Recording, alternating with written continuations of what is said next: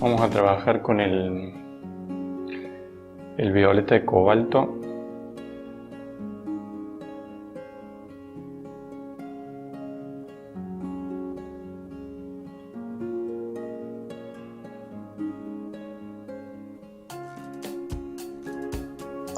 Le vamos a poner un poquito de rojo,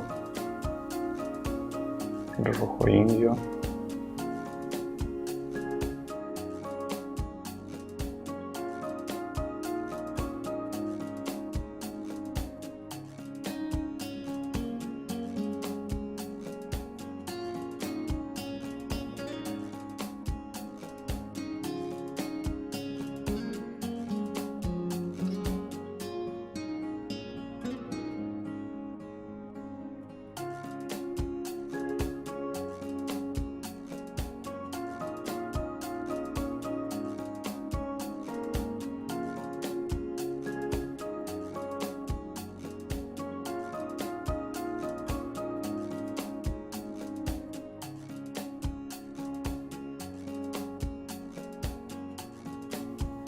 Bueno, la base la voy a dar con esto, con este color formado,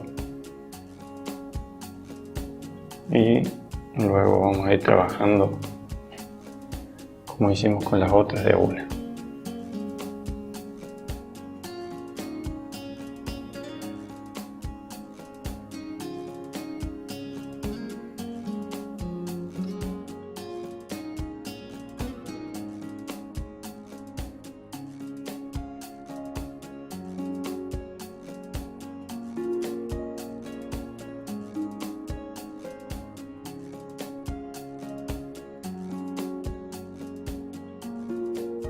Bueno, acá se me mezcla con el fondo al no estar seco.